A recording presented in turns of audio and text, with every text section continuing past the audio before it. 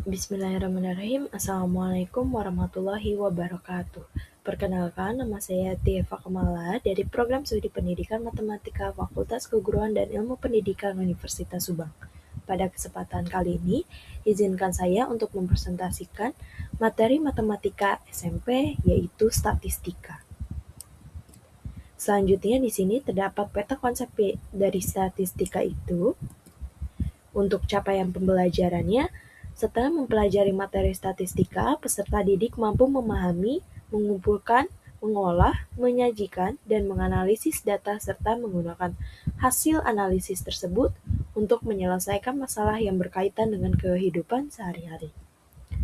Tujuan pembelajarannya, setelah mengikuti pembelajaran, peserta didik diharapkan mampu, yang pertama, menjelaskan pengertian statistika dan data, yang kedua, mengidentifikasi jenis-jenis data, yang ketiga, menjelaskan cara pengumpulan data melalui observasi, wawancara, angket, dan dokumentasi, yang keempat, menyajikan data dalam bentuk tabel, diagram batang, diagram garis, dan diagram lingkaran, yang kelima, menentukan mean, median, dan modus data tunggal, yang keenam, menentukan mean, median, dan modus data berkelompok, yang ketujuh, menentukan ukuran penyebaran data seperti jangkauan, simpangan rata-rata, varians, dan simpangan baku, yang kedelapan, menafsirkan informasi yang diperoleh dari data, dan yang terakhir, menyelesaikan masalah kontekstual yang berkaitan dengan statistika. Ayo kita mulai. Yang pertama, apa itu statistika? Statistika adalah ilmu yang mempelajari cara mengumpulkan, mengolah, menyajikan, menganalisis, dan menafsirkan data sehingga dapat digunakan untuk mengambil keputusan.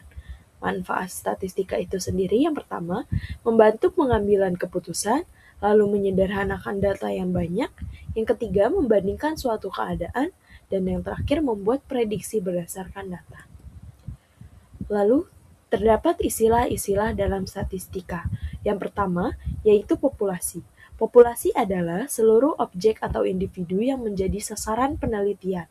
Populasi mencakup semua anggota yang memiliki karakteristik tertentu dan ingin diteliti. Contohnya, seorang guru ingin mengetahui rata-rata nilai matematika siswa kelas 8 SMP Negeri 1 Subang. Maka, yang menjadi populasi adalah seluruh siswa kelas 8 SMP Negeri 1 Subang. Istilah yang kedua adalah sampel. Sampel adalah sebagian anggota populasi yang dipilih untuk mewakili populasi. Sampel digunakan ketika jumlah populasi terlalu banyak sehingga sulit diteliti seluruhnya. Contohnya, dari 500 siswa kelas 8, peneliti hanya memilih 50 siswa untuk diteliti. Syarat sampel yang baik adalah mewakili populasi, dipilih secara objektif, dan jumlahnya cukup. Lalu, istilah ketiga adalah data. Data adalah kumpulan informasi atau fakta yang diperoleh dari hasil pengamatan, penelitian, pengukuran, ataupun wawancara. Data digunakan sebagai dasar untuk menarik kesimpulan. Contoh data, nilai matematika siswa 75, 80, 85, 90, 70. Lalu contoh yang kedua adalah data hobi siswa, yaitu membaca, bermain sepak bola, dan bernyanyi. Selanjutnya terdapat jenis-jenis data. Yang pertama berdasarkan sifatnya. Yang pertama, data kualitatif merupakan jenis data yang menjelaskan keadaan atau sifat dari objek tertentu yang tidak dapat diukur secara numerik. Contohnya, jenis kelamin, warna kesukaan, dan hobi. Lalu untuk yang kedua yaitu data kuantitatif, merupakan jenis data yang menjelaskan ukuran suatu objek dan dapat disajikan dalam bentuk numerik atau angka. Contohnya, tinggi badan, berat badan, dan nilai ujian. Lalu selanjutnya jenis-jenis data berdasarkan pengelompokan. Yang pertama ada data tunggal, adalah data yang disajikan dalam bentuk data asli dan belum dikelompokkan ke dalam kelas-kelas interval.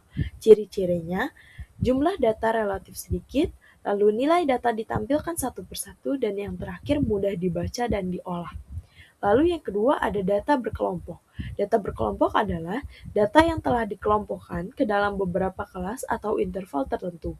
Ciri-cirinya, jumlah datanya banyak, lalu disajikan dalam bentuk tabel distribusi frekuensi, dan yang terakhir memudahkan pengolahan data yang besar. Selanjutnya terdapat pengumpulan data. Pengumpulan data adalah proses memperoleh informasi yang dibutuhkan untuk suatu penelitian atau pengamatan. Data yang terkumpul nantinya akan diolah, dianalisis, dan digunakan untuk menarik kesimpulan. Beberapa metode pengumpulan data yang sering digunakan adalah sebagai berikut. Yang pertama, observasi atau pengamatan. Observasi adalah cara mengumpulkan data dengan mengamati objek atau kejadian secara langsung. Kelebihannya, data lebih nyata karena diperoleh langsung dari lapangan, lalu dapat mengetahui kondisi sebenarnya. Sedangkan kekurangannya adalah memerlukan waktu yang cukup lama, lalu hasil pengamatan bisa dipengaruhi subjektivitas pengamat. Contohnya, menghitung jumlah kendaraan yang melewati jalan raya dalam waktu 1 jam. Contoh yang kedua, mengamati kehadiran siswa di kelas. Lalu untuk pengumpulan data yang kedua adalah dengan wawancara. Wawancara adalah cara mengumpulkan data dengan mengajukan pertanyaan secara langsung kepada responden atau narasumber. Kelebihannya, dapat memperoleh informasi yang lebih rinci, lalu peneliti dapat meminta penjelasan lebih lanjut jika ada jawaban yang kurang jelas. Kekurangannya, membutuhkan waktu yang cukup lama, hasil dapat dipengaruhi oleh kejujuran responden. Contohnya, mewawancarai siswa tentang metode belajar yang mereka sukai, lalu mewawancarai pedagang mengenai pendapatan harian mereka, dan yang terakhir, mewawancarai guru mengenai penggunaan media pembelajaran. Selanjutnya adalah angket atau kuesioner. Angket atau kuesioner adalah cara mengumpulkan data dengan memberikan daftar pertanyaan tertulis kepada responden untuk diisi. Kelebihannya, dapat menjangkau banyak responden dalam waktu singkat, lalu lebih hemat biaya dan tenaga. Kekurangannya, tidak semua responden menjawab dengan lengkap, dan peneliti tidak dapat langsung menjelaskan pertanyaan yang kurang dipahami.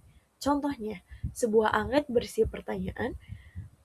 Yang pertama, apakah Anda menyukai pembelajaran matematika? Yang kedua, berapa lama Anda belajar setiap hari? Yang ketiga, metode belajar apa yang paling Anda sukai?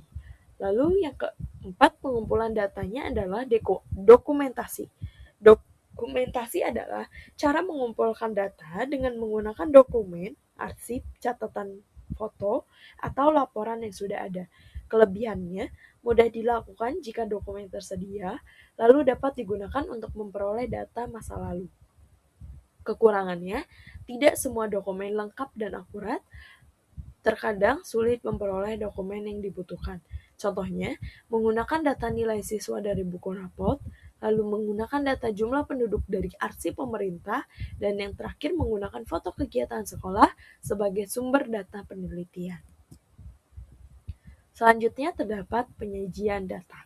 Penyajian data adalah cara menampilkan data yang telah dikumpulkan agar lebih mudah dibaca, dipahami, dianalisis, dan ditarik kesimpulannya. Data yang disajikan dengan baik akan membantu seseorang memahami informasi dengan cepat tanpa harus melihat data mentah satu persatu. Tujuan penyajian data: yang pertama, mempermudah pembacaan data. Yang kedua, mempermudah perbandingan data. Yang ketiga, menunjukkan pola atau kecenderungan data. Dan yang terakhir, membantu data dalam pengambilan keputusan. Nah, penyajian data ini bisa disajikan dalam bentuk diagram garis, diagram batang, diagram lingkaran, dan tabel. Yang pertama adalah tabel. Data adalah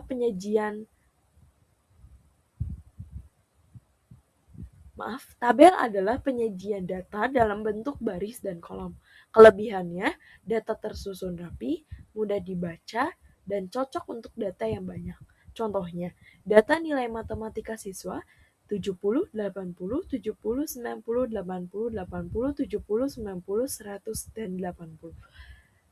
Tolong disajikan dalam bentuk tabel. Nah, di sebelah kanan terdapat tabelnya.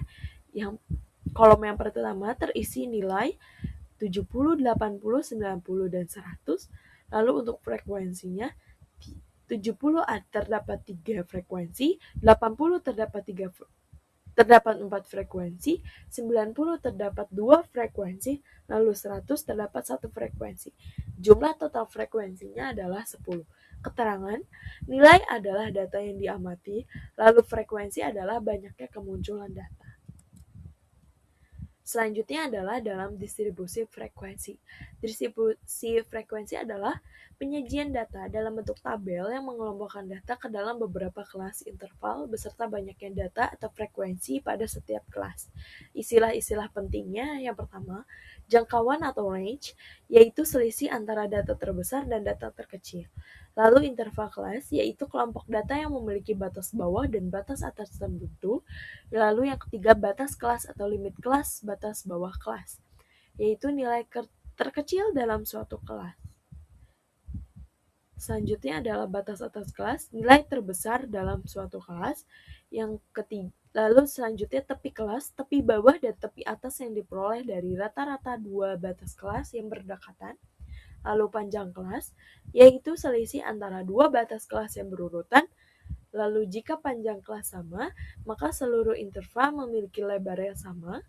Nah, selanjutnya titik tengah kelas, yaitu nilai tengah suatu interval kelas. Dan selanjutnya langkah membuat tabel distribusi frekuensi. Contohnya, di sini terdapat nilai-nilai siswa. Nah, kita akan membuat tabel distribusi frekuensi dari nilai-nilai tersebut.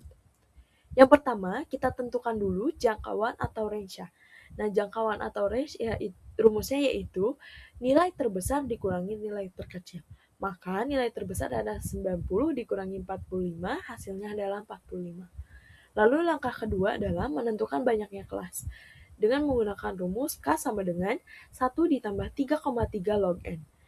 Sama dengan 1 ditambah 3,3 log N-nya itu adalah N itu adalah banyaknya data dan banyaknya data itu adalah 100.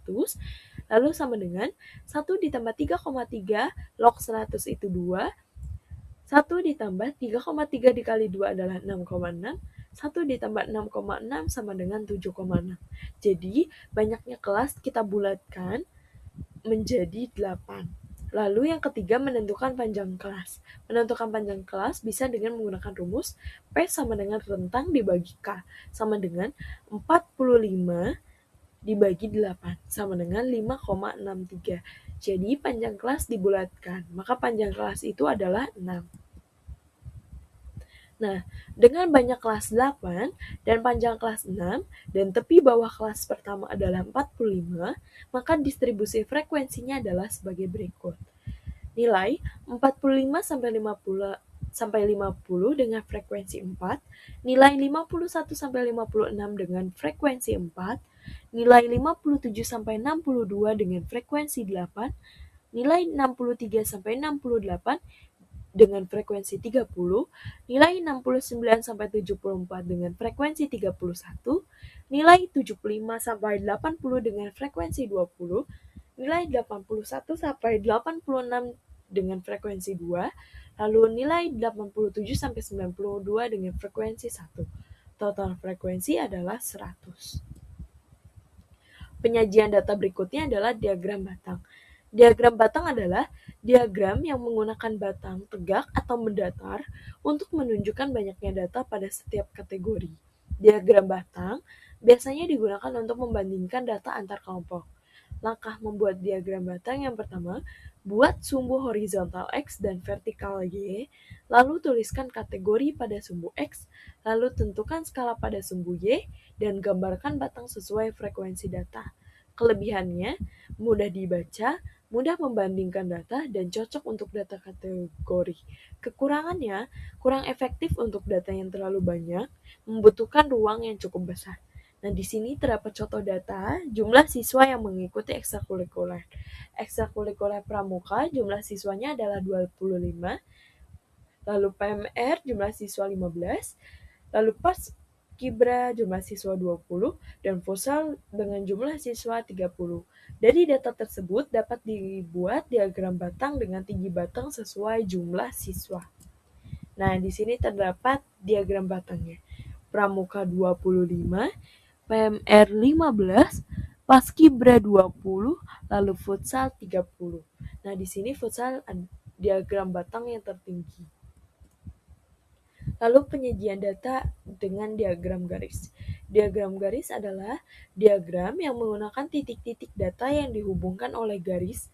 Diagram garis biasanya digunakan untuk menunjukkan perubahan atau perkembangan suatu data dari waktu ke waktu. Langkahnya, buat sumbu X dan Y.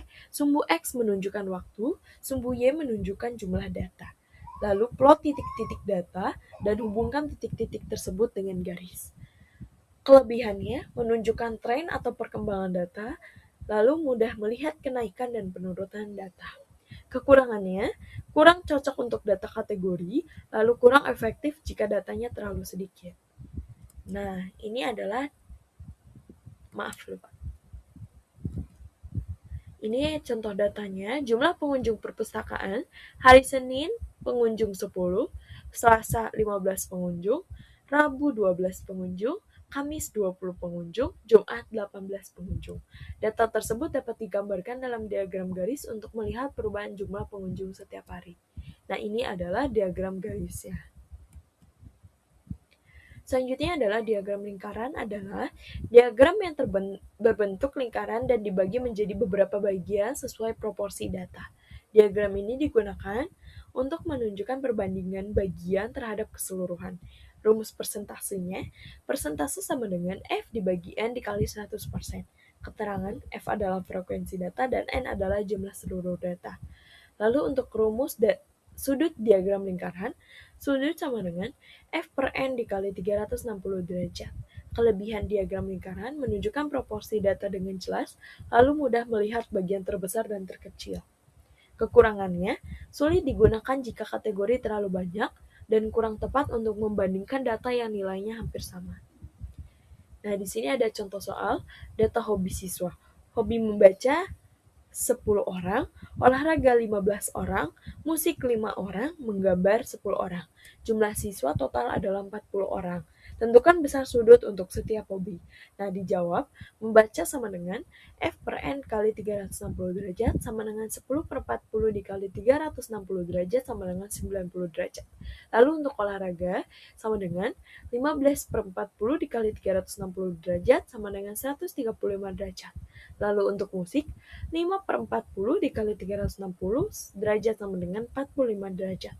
Lalu untuk menggambar, 10 per 40 dikali 360 derajat sama dengan 90 derajat. Nah, berikut untuk diagram lingkarannya. Terbukti menggambar besar sudutnya adalah 90 derajat dan membaca 90 derajat. Nah, ini diagram lingkarannya. Selanjutnya adalah ukuran pemusatan data. Ukuran pemusatan data adalah ukuran yang digunakan untuk menentukan nilai yang dapat mewakili sekumpulan data. Nilai ini menggambarkan pusat atau kecenderungan suatu kumpulan data. Ukuran pemusatan data terdiri dari mean, median, dan modus. Yang pertama adalah mean atau rata-rata. Mean adalah nilai rata-rata dari sekumpulan data. Nilainya yaitu jumlah dari semua data dibagi oleh banyaknya data. Nah, mean ini dibagi dua, yaitu data ganjil dan data genap. Untuk data ganjil, jika banyaknya data ganjil, maka X bar sama dengan jumlah X dibagi N. Dengan keterangan X bar adalah mean, jumlah X adalah data ke N banyaknya data. Lalu untuk data genap, jika banyaknya data genap, maka X bar sama dengan jumlah FI dikali XI dibagi jumlah FI. Dengan keterangan, XI adalah nilai tengah kelompok data ke I, lalu FI adalah frekuensi kelompok data ke I. Selanjutnya adalah median atau nilai tengah. Median adalah nilai tengah dari sekumpulan data. Untuk mencari median, data harus diurutkan terlebih dahulu. Median membagi data menjadi dua bagian yang sama banyak. Nah, median ini dibagi dibagi tiga. Yang pertama untuk data ganjil, jika banyaknya data ganjil, maka akan ada data yang letaknya tepat di tengah, yaitu data ke. Rumusnya adalah median sama dengan xn per 2. Lalu untuk data genap, jika banyaknya data genap, maka nilai tengahnya adalah rata-rata dari dua data, yaitu data ke, rumusnya adalah median sama dengan xn per 2 ditambah xn per 2 ditambah 1 dibagi 2. Lalu yang ketiga adalah data kelompok. Median data kelompok dapat ditentukan jika kita telah mengetahui kelas mediannya. Carilah kelas data yang memuat data nilai tengah. Median data kelompok dapat ditentukan dengan median sama dengan TB ditambah buka kurung N per 2 dikurangi FK per FI dikali P. Dengan keterangan, med adalah median, TB adalah tepi bawah kelas median, N adalah banyaknya data, FK adalah frekuensi kumulatif sebelum kelas median, lalu FI frekuensi kelas median, dan P adalah panjang kelas. Nah, selanjutnya adalah modus. Modus adalah nilai dengan frekuensi paling banyak. Dengan kata lain, merupakan nilai yang paling sering muncul dalam suatu kumpulan data. Lalu, modus ini ada data yang tidak memiliki modus. Nah, jika dalam sekumpulan data seluruh nilai-nilainya memiliki frekuensi yang sama, maka data tersebut tidak memiliki modus. Sedangkan data yang memiliki banyak modus, jika dalam sekumpulan data terdapat beberapa nilai dengan frekuensi terbanyak, maka nilai-nilai tersebut akan menjadi modus bersamaan. Jadi modusnya tidak tunggal. Suatu data dapat memiliki yang pertama satu modus itu disebut unimodal, lalu dua modus disebut bimodal, lalu lebih dari dua modus adalah multimodal. Nah, ini untuk data kelompok modus. Pada data berkelompok, modus dapat ditentukan dengan MO sama dengan TB ditambah buka kurung D1 dibagi D1 tambah D2 dikali P. Keterangan, MO adalah modus data berkelompok, TB tepi bawah kelas modus, D1 frekuensi kelas modus dikurangi frekuensi kelas sebelumnya, D2 frekuensi kelas modus dikurangi frekuensi kelas sesudahnya, lalu P adalah panjang kelas. Selanjutnya, ayo kita berlatih. Yang pertama, nilai ulangan Dewi berturut-turut adalah 80, 85, 75, 90, 85. Berapakah nilai rata-ratanya? Karena ini adalah data tunggal, maka kita gunakan rumus mean data tunggal. X bar sama dengan jumlah X dibagi N. Maka semua nilainya itu ditambahkan, yaitu 80 tambah 85 tambah 75 tambah 90 tambah 85 dibagi 5 sama dengan 415 dibagi 5 sama dengan 83. Lalu yang kedua, dari soal nomor 1 tentukan median dan modusnya. Untuk jawabannya adalah data setelah diurutkan. Jadi sebelum kita menentukan median dan modusnya, kita urutkan terlebih dahulu data tersebut. Jadi 75, 80, 80, 85, 90. Maka mediannya adalah 80. Dan untuk modusnya adalah 80 juga karena frekuensinya yang paling banyak di antara data yang lain. Nah, ini selanjutnya adalah contoh soal yang kedua. Di sini terdapat data kelompok dari nilai siswa. Nah, kita tentukan mean, median, dan modusnya dengan menggunakan rumus kelompok. Nah, untuk mean, kita cari XI dan FI dikali XI. Nilai 40 sampai 49 dengan frekuensi 3, XI-nya 44,5, FI dikali XI-nya adalah 133,5. Lalu untuk nilai 50 sampai 59, frekuensi 7, XI 54,5, FI dikali XI-nya adalah 381,5. Lalu nilai 60 sampai 69, frekuensi 12, XI 64,5, FI XI-nya adalah 774. Lalu 70 sampai 79, frekuensi 15, XI-nya 74,5, lalu FI dikali XI-nya adalah 1117,5. Lalu untuk nilai 80 sampai 89, frekuensinya 8, XI-nya 84,5, FI dikali XI-nya adalah 676. Lalu nilai 90 sampai 99, frekuensi 5, XI 94,5, FI/XI-nya adalah 472,5. Total untuk frekuensi adalah 50, total untuk FI dikali XI adalah 3555. Nah, maka rumus X barnya adalah jumlah FI dikali XI dibagi jumlah FI sama dengan 355 dibagi 50 sama dengan 71,1. Maka meannya adalah 71,1. Lalu untuk mediannya, setelah yang diketahui nilai frekuensi, dan untuk median kita cari FK-nya, yaitu frekuensi kumulatifnya. Nilai 40-49 frekuensi 3, frekuensi kumulatifnya adalah 3.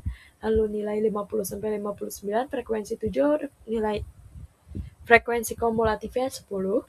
60-69 frekuensi 12, frekuensi kumulatifnya 22. 70-79 frekuensi 15.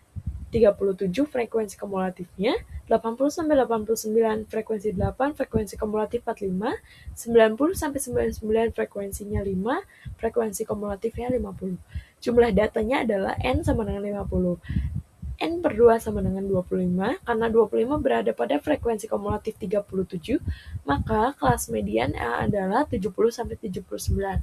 Diketahui TB sama dengan 69,5, FK sama dengan 22, lalu F sama dengan 15, dan P sama dengan 10.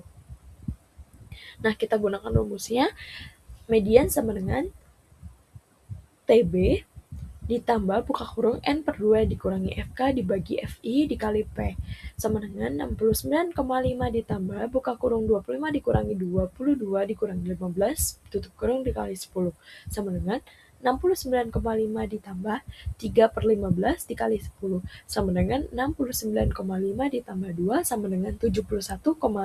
Itu untuk mediannya. Lalu untuk modusnya, kelas dengan frekuensi terbesar adalah 70-79. Maka diketahui TB-nya 69,5, D1-nya 15 dikurangi 12 sama dengan 3, D2-nya 15 dikurangi 8 sama dengan 7, lalu P-nya sama dengan 10. Maka untuk modusnya adalah TB ditambah buka kurung D1 per D1 tambah D2 dikali P sama dengan 69,5 ditambah 3 per 3 ditambah 7 dikali 10, 69,5 ditambah 3 per 10 dikali 10 sama dengan 69,5 ditambah 3 sama dengan 72,5. Selanjutnya adalah ukuran penyebaran data berkelompok.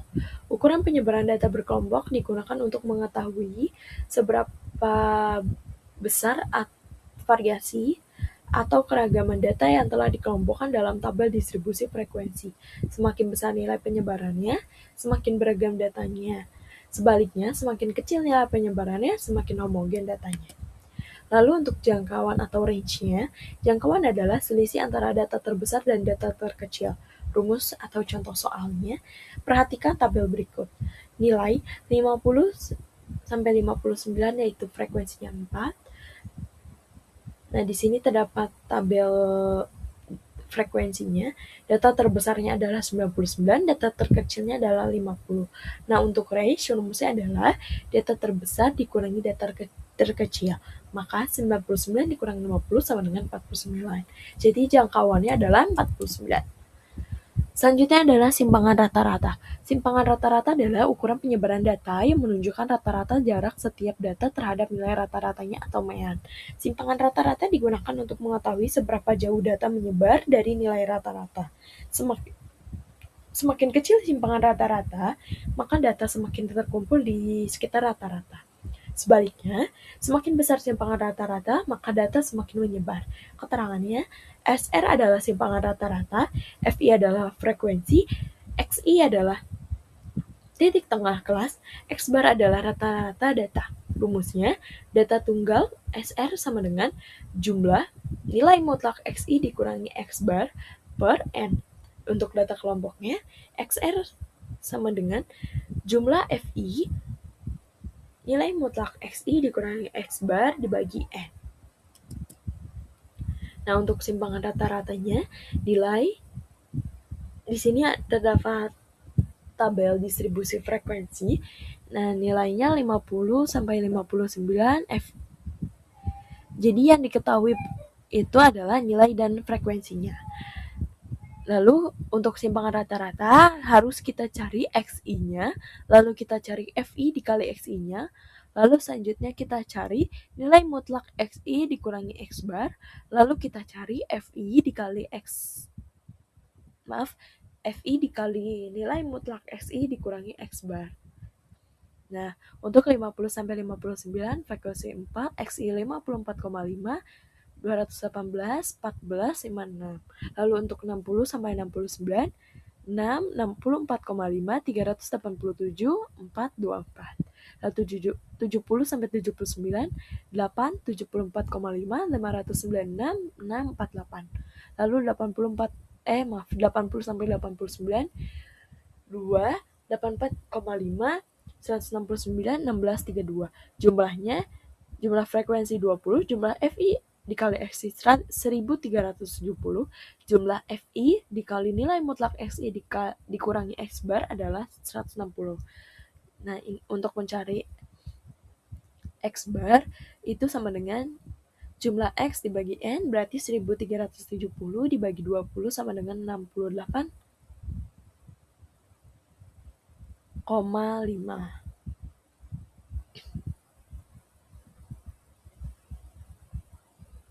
Sama dengan, berarti SR-nya adalah jumlah FI dikali nilai mutlak SI dikurangi X bar per N sama dengan 160 dibagi 2 sama S dibagi 20 sama dengan 8. Lalu untuk variansnya, lalu selanjutnya adalah varians. Varians adalah ukuran yang menunjukkan seberapa jauh data menyebar dari rata-ratanya. Rumusnya, keterangannya, S2 untuk rumusnya, data tunggal S pangkat 2 sama dengan jumlah XI dikurangi X bar kuadrat per N dikurangi 1. Lalu untuk data kelompok, yaitu jumlah FI dikali buka kurung XI dikurangi X bar kuadratkan dibagi N kurang 1. Keterangannya, S kuadrat adalah varians, FI adalah frekuensi, XI adalah titik tengah kelas, X bar adalah rata-rata data. Langkah-langkah mencari varians, tentukan titik tengah setiap kelas, hitung mean atau X bar, lalu hitung buka kurung XI dikurangi X bar kuadrat, lalu kalikan dengan frekuensi, jumlahkan seluruh hasil, lalu bagi dengan jumlah frekuensi. Nah, di sini diketahui tabel nilai dan frekuensinya, lalu kita cari XI-nya terlebih dahulu, kita cari FI dikali XI, lalu kita cari buka kurung XI dikurangi X bar kuadrat, lalu kita cari FI di buka kurung FI dikali buka kurung XI dikurangi X bar kuadratkan. Nah, jumlah frekuensi 20, jumlah FI dikali XI adalah 1370, lalu jumlah FI dikali buka kurung XI dikurangi X bar kuadrat adalah 1680. Nah, X bar sama dengan jumlah X per N sama dengan 1370 dibagi 20 sama dengan 68,5. Lalu untuk variansnya, S kuadrat sama dengan jumlah FI buka kurung XI dikurangi X bar kuadrat dibagi N per dikurangi 1 sama dengan 1680 dikurangi 20 kurang 1, 1680 dibagi 19 sama dengan 88,42. Selanjutnya adalah simpangan baku. Simpangan baku adalah akar kuadrat dari varians dan menunjukkan standar penyimpangan data terhadap nilai rata-ratanya. Keterangan, S varians, FI adalah frekuensi, XI adalah titik tengah kelas, X bar adalah rata-rata data. Rumusnya, data tunggal, S sama dengan akar jumlah buka kurung XI dikurangi X bar kuadrat dibagi N kurangi 1. Lalu untuk data kelompoknya, S sama dengan akar jumlah FI dikali XI dikurangi jumlah FI buka kurung XI dikurangi X bar pangkat 2 dibagi N kurangi 1. Nah, di sini adalah contoh soal simpangan baku data berkelompok. Di sini diketahui tabel nilai dan frekuensinya, lalu kita cari XI, lalu kita cari FI dikali XI-nya, lalu kita cari buka kurung XI dikurangi X bar dikuadratkan, lalu kita cari FI dikali buka kurung XI dikurangi X bar kuadrat. Nah, selanjutnya setelah kita dapat variansnya. Jadi simpangan baku ini adalah akar kuadrat dari jadi simpangan baku adalah akar kuadrat dari varians. Maka hasilnya adalah akar dari 88,42. Akar dari 88,42 hasilnya adalah 9,403. Selanjutnya adalah miskonsepsi siswa. Yang pertama, menganggap semua data berbentuk angka adalah data kontinu, lalu menganggap data primer dan data sekunder sama, lalu salah membaca skala pada diagram batang dan diagram garis, lalu menganggap diagram lingkaran menunjukkan jumlah data bukan proporsi, lalu tidak mengurutkan data terlebih dahulu saat mencari median, lalu menganggap modus adalah nilai terbesar dan dalam data, lalu menganggap mean, median, dan modus selalu bernilai sama, lalu salah menentukan kelas median dan kelas modus pada data berkelompok, lalu menganggap jangkauan varian simpangan rata-rata dan simpangan baku memiliki makna yang sama. Selanjutnya adalah latihan soalnya. Ada 6 latihan soal. Lalu kesimpulan, statistika merupakan ilmu yang mempelajari cara mengumpulkan, mengolah, menyajikan, menganalisis, dan menafsirkan data.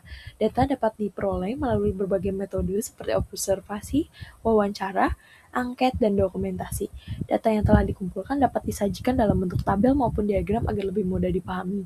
Dalam statistika, terdapat ukuran pemusatan data yang meliputi mean, median, dan modus, serta ukuran penyebaran data seperti jangkauan, simpangan rata-rata, varians, dan simpangan baku.